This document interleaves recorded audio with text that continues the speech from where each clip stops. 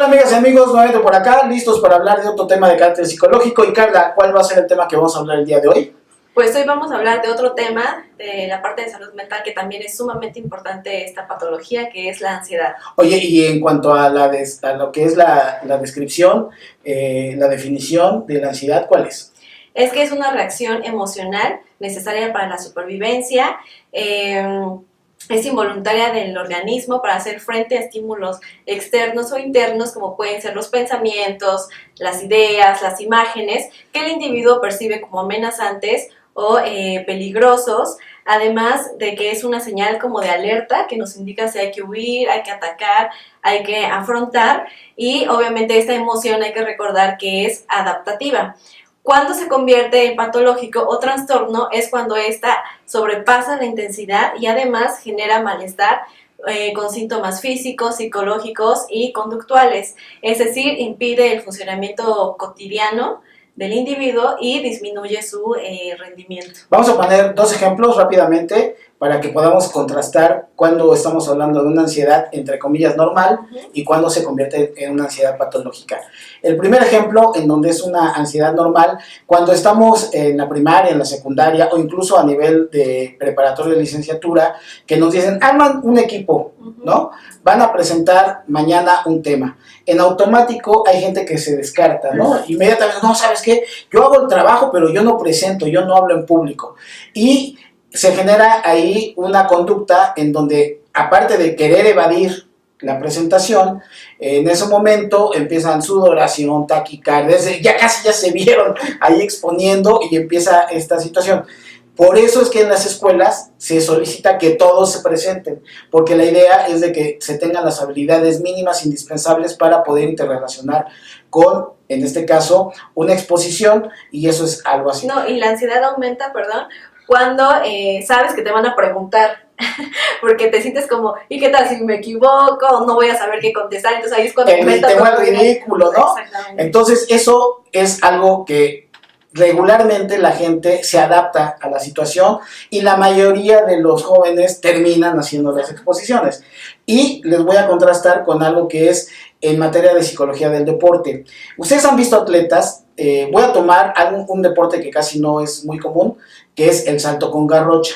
Hay deportistas que, si ustedes ven, hay una técnica muy bien definida, se toma la garrocha de una manera, se contabilizan los pasos dependiendo de la altura. Ustedes vean, casi todos los atletas de salto con garrocha son gente alta, por lo tanto su distancia al momento de correr de la longitud de sus pasos es amplia y casi tienen contabilizado y se preparan mentalmente para llegar justo al lugar donde tienen que quedar al límite para colocar en ese momento la garrocha y hacer el salto. Bueno, todo esto, si en un momento determinado hay deportistas que no les ocurre una vez, les ocurren en varias competencias, en donde por la ansiedad pierden el ritmo, pierden obviamente el inicio, incluso se pueden equivocar si se inicia con el pie izquierdo, lo hacen con el pie derecho, no llegan a la zona límite como deben de llegar y fallan a la hora de colocar la garrocha.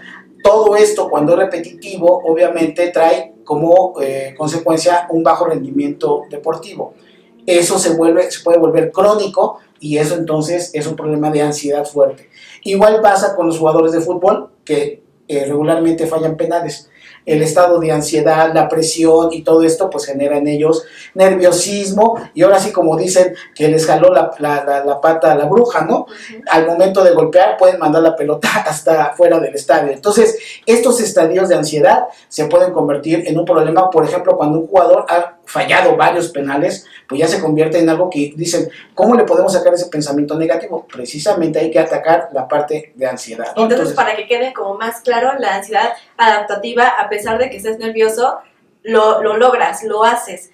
Cuando es patológica, ya no eres capaz de realizar la actividad o ir a cierto lugar o lo que sea, porque te genera justamente esa y lo puedes evadir, buscas la evasión y entonces ya no lo realizas. Ahora, ¿por qué es tan importante considerar esto? Porque miren, se ha venido incrementando a nivel mundial y a nivel local la parte de la ansiedad, volviéndose un tema en donde hay incapacidades laborales, ¿no? Pero platícanos en materia de las estadísticas, Carla, ¿cómo está la situación? Así es, pues de acuerdo a la salud y a la salud mental, ha habido un incremento en los casos de ansiedad de un 75% en los últimos 5 años, debido a factores externos como la delincuencia, la economía, el entorno social y laboral. Además, Gabriela Fernández, una tanatóloga, dijo que de 10 personas, 7.5 padecen ansiedad, y que es alarmante porque esta ya se está suscitando en la niñez. Además, la OMS en 2017 señala que hay 264 millones de personas en el mundo que sufren ansiedad patológica, que es un problema mental que afecta en nuestro país en específico a las mexicanas en un 7.7% y a los mexicanos en un 3.6%. Rápidamente un apunte ahí, vemos la diferencia, las mujeres son 2 veces más con problemas de ansiedad que los varones. Solo 1 de cada 10 personas reciben un tratamiento adecuado, y la OMS considera que esta es la 6ª causa de discapacidad laboral en el mundo, con un 3.4% sobre el total. Esto es muy importante porque la ansiedad le cuesta a los gobiernos. Así es. Y esto es importantísimo, por eso que hay que atacar el tema de la ansiedad para que la gente no se incapacite laboralmente, y se tiene que atajar rápidamente, insisto, por los costos.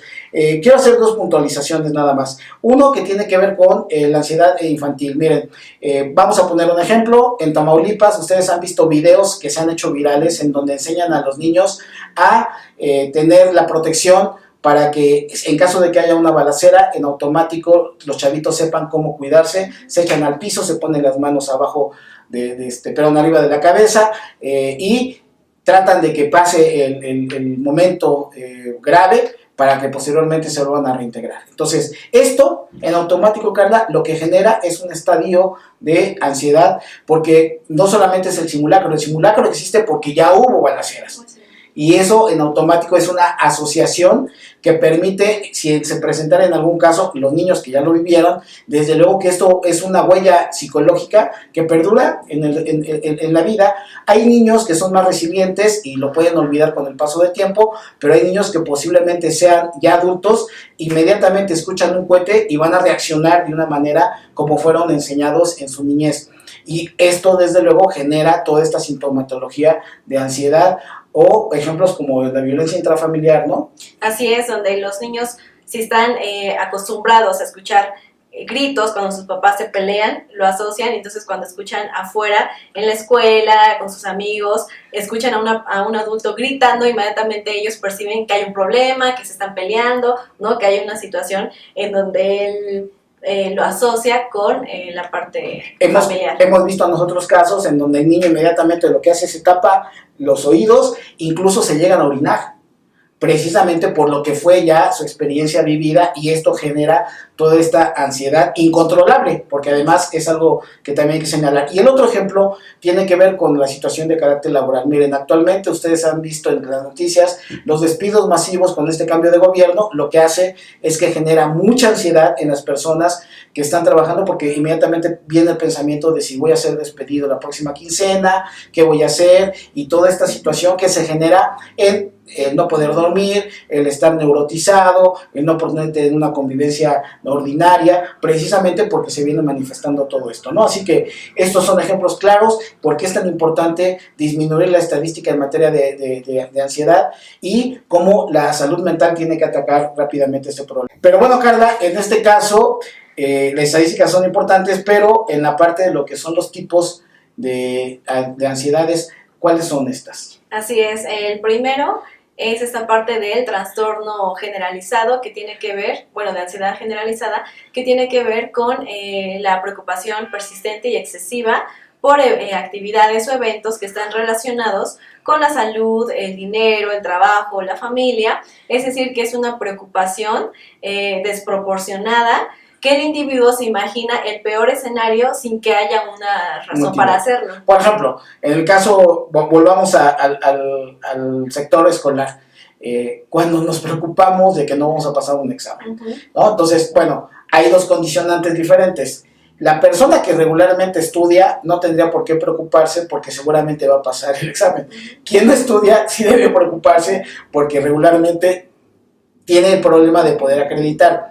Pero en ambos casos llevarlo a un asunto de una preocupación mayor, de nada sirve, porque al final del día, tanto al que estudió como al que no estudió, les puede dar la misma sintomatología, que es ponerse muy ansiosos, ponerse negros y reprobar, ¿no? Es un asunto real que se puede vivir de la vida cotidiana. Otro de los tipos de trastorno, Carla. Es el de pánico, que son ataques de terror repentinos cuando no hay un peligro real.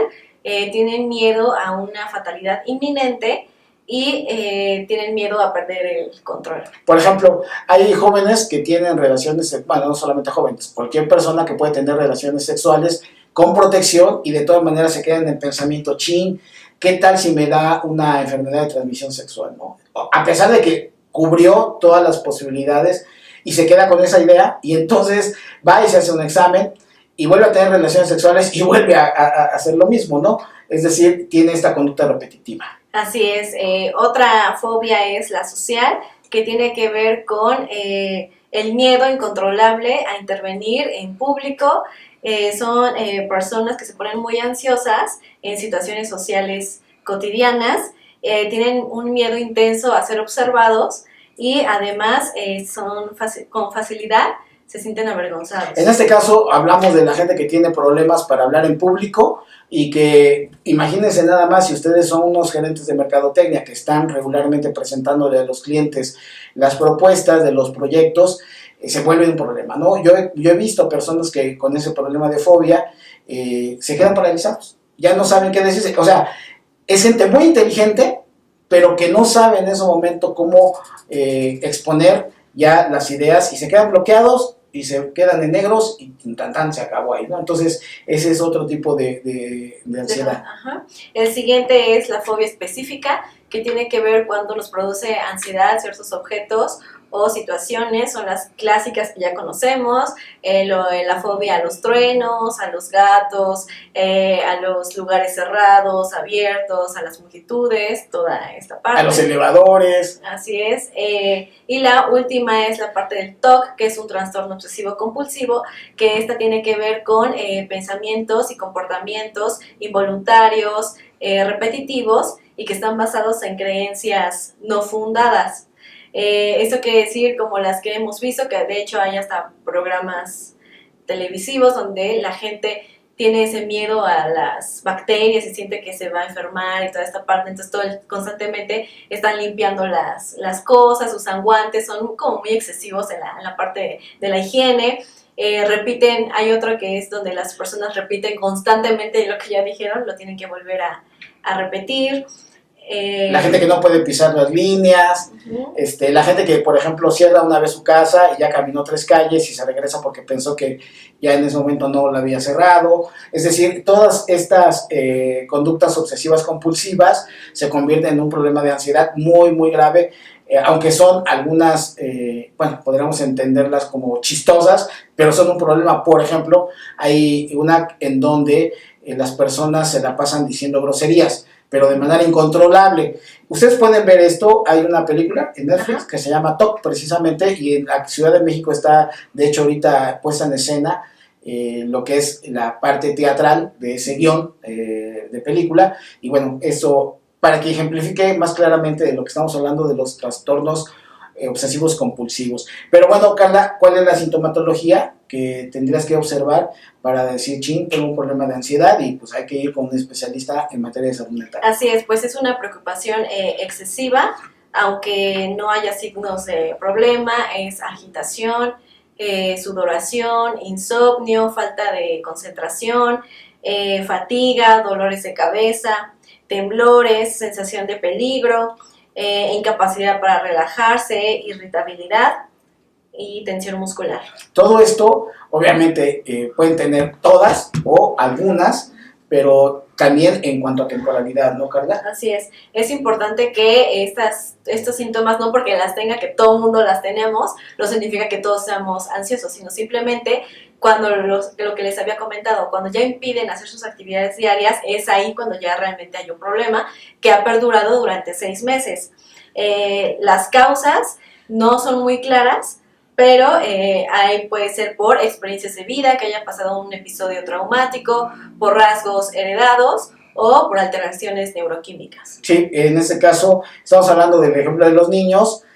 Por ejemplo, los niños que han estado viviendo guerras, como la de El Salvador o en Colombia cuando estuvo todo el problema de Pablo Escobar, toda esa generación, obviamente lo que trajo como consecuencia hasta la actualidad, y lo siguen reportando ya personas adultas que vivieron esa etapa como adolescentes, que inmediatamente tienen esta ansiedad propiciada cuando escuchan un estallido, por ejemplo, ¿no? Entonces ahí está también algo importante que tiene que ver con las causas de experiencias de vida. Pero, y Carla, ¿cómo se diagnostica y cuál es el tratamiento a seguir?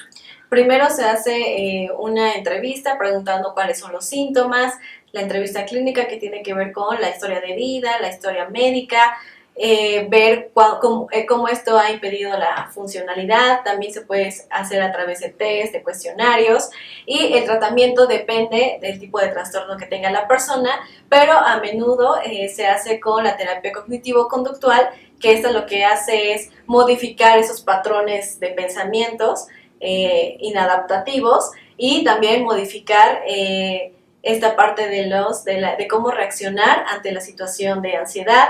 También puede ser a través de medicamentos, con los ansiolíticos, y puede ser ambas. Así es. Por ejemplo, regresamos al ejemplo de lo que era el deportista de alto rendimiento, del atleta. Se le enseñan técnicas de relajación, se le enseñan técnicas de visualización, tratando también de bloquear los estímulos externos para que él se concentre. Ustedes vean todos estos deportistas cómo tienen al interior una concentración importante para no fallar en sus ejecuciones y dominar el proceso de ansiedad y convertirla en positivo, porque si no se convierte en una ansiedad negativa. Entonces, así estaría esta información. ¿Algo más que quieras agregar, Carla? Que es importante no dejarlo pasar, que realmente acudan con un especialista para que les haga bien el diagnóstico y, dependiendo del trastorno, trabajen en ello. Y es fundamental. La salud mental no es un asunto de locos, la salud mental es un asunto que a todos nos atañe y todos debemos de tratar de tener una buena conducta mental, precisamente para ser saludables. Así que ya saben que si les gusta lo que aquí decimos, manita arriba, suscríbanse al canal, compártanos y nos vemos en el siguiente programa.